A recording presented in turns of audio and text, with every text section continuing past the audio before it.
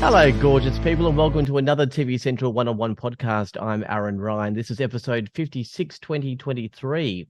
This is a return podcast for Colin Fassnidge after interviewing him in October last year for the new series Kitchen Nightmares, which was a rating success for Channel 7. He's the author of 4 Kitchens, available now and published by Random House, and also another book titled The Common Sense Cook. He was the restaurant owner of Banksiahis in Sydney and operates the Castlereigh. Colin has a lovely wife, Jane, and 2 daughters and lives in Sydney. He's now back to host the new season of My Kitchen Rules, which kicks off Monday, 4th of September at 7:30 p.m. on 7 and 7+. Colin, thank you for joining me again here at TV Central. How are you? I'm fantastic. Well, MKR is back for another season. You start the season by traveling Australia with Manu, with contestants cooking beautiful meals in their homes. Do you think there's a major difference in the result of what a contestant cooks when they're in their home rather than in kitchen headquarters in a studio? Is there some kind of home court advantage? There is and there isn't. Sort of a double-edged sword. I would say, because it's very easy cooking in your home for your friends and family. But then when we turn up and you've got all that pressure, sort of everything you had planned sort of goes out the window. So all that you think you're on top of it, but you're not. But then when you get to the studio, that's a whole other ball game again. But you're sort of, if you get to the studio, you sort of got to be a little bit match fit, if you know what I mean. It's like you're playing the FA Cup or whatever. So you sort of think you're a bit better, but it does overwhelm a few people. I want to ask you about the emotional connection with cooking. There are 2 contestants this season which quite visibly see you emotional on camera. There's a lot of people, probably including myself, which are sort of shouting at their screens, come on, it's lasagna. Obviously the story connected with the cooking is where the emotion comes in. But at the end of the day, it's just an apple pie, for example. Can you help the audience understand the emotion that comes about from cooking? Well, the thing is about cooking is I got into cooking from my parents, who are great cooks. And so everything for me revolves around the table. Same with my kids now. So, and the background to that story was we were filming early in the year, and the whole hospitality industry had lost our good friend Jock, which was a huge sort of blow to the industry. And it was a very emotional time, even for our crew, the cameramen who sometimes work on MasterChef or whatever. So it was sort of a big thing. And then you sit down, and me and Manu had a chat out the back about being dads. We were both turning 50. We were both like, wow, imagine that was us and we were not here. We were talking about Jock and what was the memories you would leave your kids, which led on into this story, which was Radha and Prabha, who'd lost their dad at age 2. And we were like, what a waste that 2 daughters had not got to experience what their dad had sort of, left, the memories it left behind. And then the dish was a dish they cook on Father's Day. And we were like, oh, wow. We were like, here we go. It was just like a sucker punch. So, and they were quite emotional. And if the dish didn't work, it wouldn't have, you know what I mean? The story was the story. But if the dish was bad, you'd still got a dish was bad, right? I don't care if it was all about, but it was, it sort of connected into why we got into food and us as dads in the stage we are now, and kids and food and what food's about. And that's the background to that story. So it was quite, but even if the Jock thing didn't happen, it was still, the girls were emotional, and it was about something about their dad, and the dish was banging anyway. But I mean, if you just turned up with a lasagna and gave us a story, it wouldn't be the same. But it's, you know what I mean? There's some dishes that people give a spiel about, and you're like, I don't care, man. Just let me taste it. And then there's some dishes where you're like, you know what? It's meant from the heart. And that's what the show's getting back to what it was. For years, it was all about the heart and the stories. There's always stories, but some of them really resonate with you as a person and why you got into cooking and why you love this industry. And there's people who cook because they want to cook and it's their life. And then I'm not interested in the 15 minutes fame people. I have no interest in those people. I'm interested in people who cook and feel something about cooking, because that's why we're there. Do you think it's a pretty supportive team building season, or will there still be a few mass style dinner parties and some servings of beef Wellington. No, Maybe that joke's 100%. too early. No, yeah, no. You can edit that out. Maths is a stain on humanity. I'm telling you that now. In 20 years' time, we'll look back and go, how did we let people watch this? I think MKR sort of went down that road a little while. I think people panicked years ago and thought this is the way, this is the TV people really want to watch. And they do get good ratings, but my wife stopped our kids watching MKR at one stage when it got to that sort of nasty level. And I was coming home going, I filmed this show for 6 months and now my kids can't watch it. And this is not really where I want to be. And then I sort of wasn't in MKR for a while. And I think when we came back this year, like I was only in 2 eps last year because I was doing Kitchen Nightmares. And they said, well, we want you to host full-time at Manu. And I said, well, it's got to be something that I'm invested in, because if it goes down the nasty road, like I'm not into that. It's really not my ball game. And I think they let me and Manu be us. And this is one of the funniest years you're ever going to see, because me and Manu, we've already been in New Zealand. Like we've worked out our kinks and what to do, what not to do, what's funny, what's not funny. And when we got to Oz, we were match fit. Like we were on fire. So we were having a good time. And I'm like, if any nastiness comes in, like there's always going to be drama. There's 100 grand on the line. People are they will score high, they'll score lower than they're meant to. But nastiness is not on the cards. Obviously, strategic is on the cards, but that nasty's not. And I'm not there for nasty. All right, good to hear. So you and Manu will be around Australia, of course, in people's homes. And then for the finals at kitchen headquarters, Nigella will be joining the two of you. You're already a top chef, but in terms of cooking, do you still learn new things from other chefs such as Nigella? Has she taught you any of her secrets? Like Nigella's, I've always been a fan of, I would say, or had a crush on. And then when you meet someone of her stature, that like has been in the media a lot longer than me and bigger media. Like she's Formula One, we're maybe Formula Two, right? You got to know like she's the alpha dog in the room. And respect is the big thing. And they say never meet your heroes, and you meet her. She was amazing. Took her out for dinner with my family. It was great. And then I was talking to her about her making her TV shows or whatever, and she was telling me it takes 5 days to make one ep, and the way she does it, and the food, the way she does it. And I was like, you're always learning. And the day you stop learning from someone who's done it bigger and better than you, it's a pretty sad day. Yeah. All right. You really sort of spread around this season. WA, South Australia, New South Wales, Victoria, and Queensland all taking part. Have you noticed any flavour differences between states, like we have in America? Like there's cooking that's different from the South and all that sort of stuff, or do we have a pretty unison Australian flavour? Well, with the cast we got, you go to WA, they're banging on about their seafood, which is great. You know what I mean? Yeah. They've got great seafood, and we've got the best seafood. Of course, you have, mate. But it's an island, so you know what I mean. It's different waters, different temperatures. You get to Melbourne, you got the restaurant boys who are all restauranty, and you know what I mean. So Melbourne's got that sort of snobby attitude to Sydney. Sydney, you get to Sydney, they're all we've got the coast and the bridges, and we're flash, and we're. So it's every sort of state has that little inkling of something about it. And they all like to think that they're the only ones who have it. But you're like, oh, mate, it's everywhere. It's Australia.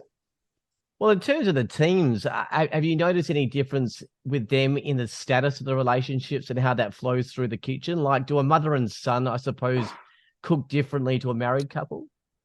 Well, there's always a hierarchy, as much as they like to say there isn't. Like if you look at Sonia, you bring up Sonia and Marcus, mother and son. Sonia sort of led the way, and Marcus would follow, but like being a young son, was trying to get the limelight and would overstep the mark, and then she'd slap him back down. Claudine and Anthony. Claudine would lead the way. Anthony would follow. Rada and Pravi, you never knew what way that was going to go because they couldn't work out who was who for half the time. So it was.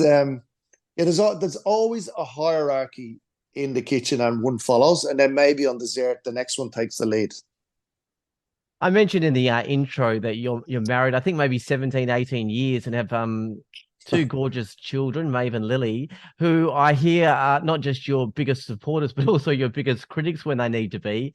Is there any inkling or passion for either of them to follow Dad into the world of food?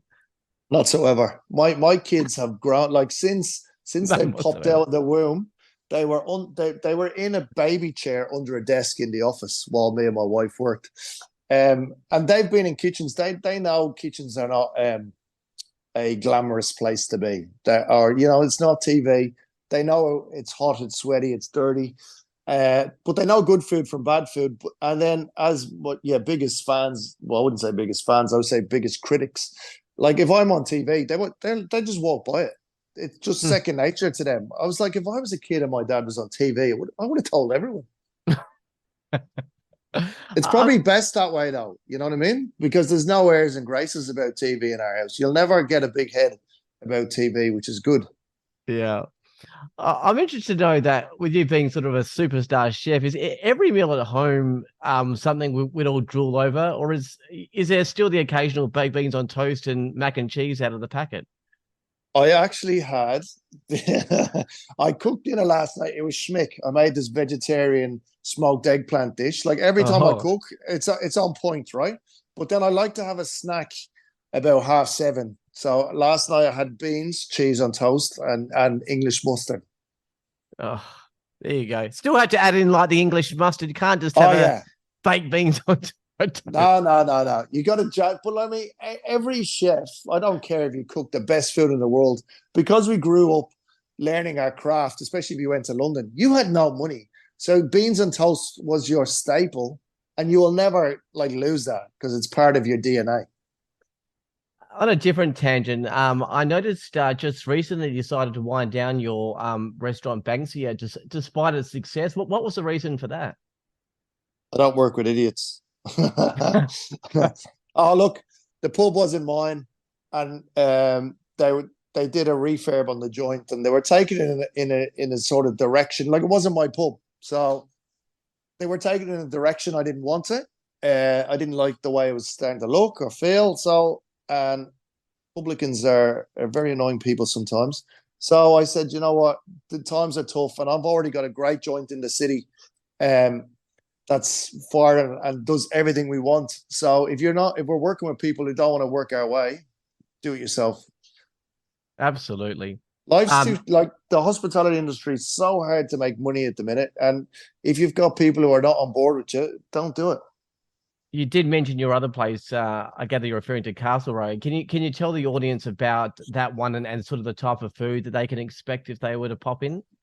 That used to be the old Tattersalls Club. Like, I'd never been to it, but apparently everyone else in Sydney used to go to this Tattersalls Club and just get raucous years ago, 20 odd years ago. And we spoke to these guys, and they said, we'll give you a whole floor. You do what you want. It's got a balcony. It oversees the city. I was like, this sounds pretty good. So we took it over, and the food is it's sort of middle of the road bistro, I would say, pub fare. But we make everything ourselves. You get your whole lamb shoulders, we braise. We make a suckling pig sausage roll from scratch. We do. Well, I've got like a little ode to Ireland. We've got the corned beef with Colcannon. We've got beef cheeks on there. So it's good, hearty food for this time of year, and it changes with the seasons. And it's just fresh produce at good prices, because now times are tough, and people, if you don't look after them with pricing and good food, they'll go somewhere else. Yeah. All right. I'm interstate in November, so I'll definitely pop in and give it a whirl. Before you go, just wanted to tick off a few, I guess, news items over the last few months. We spoke about this, but I imagine there's been a few emotions: the death of Jock and Fellow, and then a cancer scare. What happened there? Well, I was in New Zealand, and you can see someone hoovering outside my house. I was in New Zealand, and I was feeling I had pains in my stomach, and I was like, when I digested something, let's just say, it didn't stick around very long, and that just kept going for months, and I kept putting it off. I got back to Sydney, I put it off. I filmed MKR, I put it off, and I'm like, so I went to the doctor, and he said, "Oh, that sounds like bowel cancer." And I was like, really? Like, straight off the bat, you could have sugarcoated that a bit. So he goes, I'll book you in to see a surgeon in 2 weeks and we'll go in every way possible to find out what's going on. So for 2 weeks, I just sat in it, didn't tell anyone. So I told my wife. And I was like, this could be, and Jock had already passed. So you're like, anything can happen. And you know what I mean? Look, you're not unbreakable anymore. And I went in and they found out that it wasn't cancer, but I had a swollen stomach and a swollen bowel and I had a parasite in my bowel and something else. And it was like it could, if I didn't get it looked at, it could have been a lot worse. But it was, and thank God it wasn't cancer, but it was a huge, like, and I've just turned 50. So you're on, it was a big wake-up call for me. Yeah, I'm glad everything cleared though. That's awesome. I want to mention a couple of things about the Logies. Look, I won't ask you to relive the tipsy moment because I've read enough articles about that. But more bizarrely, why were you presenting the most outstanding news coverage? I mean, they normally leave that for the likes of, like say Tracy Grimshaw or Lee Sales. What were you and Poe doing presenting a news award? We actually brought it up the week before. We're like, I think we're in the wrong award. Like I don't get it. But anyway, two chefs, and one is rogue and one is quite straight. Paul's beautiful and quite nice. And I actually wasn't that tipsy. I was just bored. I was just like in a room full of people who don't like big up to Sam Payne. He had it like the Logies is a tough crowd. They're a horrible crowd. They don't want to laugh at jokes. They don't want to do anything. They just sit there. They're too cool for school. I get up there like I'm already on. I'm not going to win anyway. And I was just like, we're presenting a helicopter crash or something else. I was like, this is bizarre. And it was 9:45 at night, and I was like, I'd rather just be watching this at home, eating a pizza. And then my joke just bombed, and I'm just like, I'm over this. You know what I mean? Anyway, I'm being paused. Like, let's just get it done and dusted and get out of here. It was a little bit bizarre, but anyway. In other Logie news, there's always some fierce or at least healthy rivalry between networks. 7 was up for Best Reality Show with Farmer Wants a Wife. 9 had the block. Was it just me, or did every person, every network, every executive, whilst passionate about their own shows, had this overwhelming desire to see MasterChef win this award? It just seemed like an opportunity to honour Jog. I think, like, there was a few people upset that obviously the different channels didn't win, but it only had to go one way. I'm telling you now. Like, if it had went not to MasterChef, I think it would have been a bit of a disappointment, because it was sort of the last hurrah, I would say, to honour, a host. You know what I mean? Because after that, like, it's and it's good for his family or whatever. But I mean, because once now they're not in the media, like, it's going to be very hard on the family. Because now you got to deal with it. Prior to that, it's all glitz and glam, and we're going to go out good. But now you're left on your own to deal with this great loss. So I think it was a very fitting way to go. And even if it was MKR was up against MasterChef, we would have won. Like, it's the only way to go, really. Yeah. Finally, Colin, MKR's done in terms of you filming. Banksia is done. You finished up with that. What's next for you? In 3 weeks, I go to New Zealand with my good French friend to do MKR New Zealand. So we're over there for 2 months. And then I think I'm back for 2 weeks, and we're in talks about filming a show in Mongolia, of all places, which is sort of on the lines of No Reservations and we're that sort of show. So we're going into Mongolia along the border of Russia, which I don't think is too clever, but what do I know? And we're doing sort of it's a food show, but sort of a meet and greet and just looking at the world from a different perspective. So we've got that. And then next year, hopefully MKR fires and we're back on track with that. So this has been one of the busiest years I've ever had, actually. And there is talk of Kitchen Nightmares coming back, which is a good show. But that's a lot of work mentally to get that one through the year, because you're just, that's not just, telling people good and bad food. You've got to go into people's businesses, and there's a lot of tears, there's a lot of drama in that one. So you got to work yourself up to that one. Yeah, fingers crossed. That's actually one of my personal favorites. I love Kitchen Nightmares. That was great.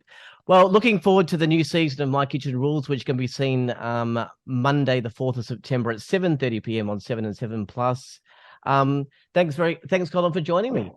Thanks for having me. And I think everyone will be surprised this season with how funny it is, actually. Yeah, Yeah, you and Manu should be awesome. Well, that's it for this podcast. For all the latest television news, streaming options, ratings, television guides, and podcasts, head to tvcentral.com.au. Until next time, I'm Aaron Ryan. Thanks to Colin Fassnidge, and good luck with MKR. Bye for now.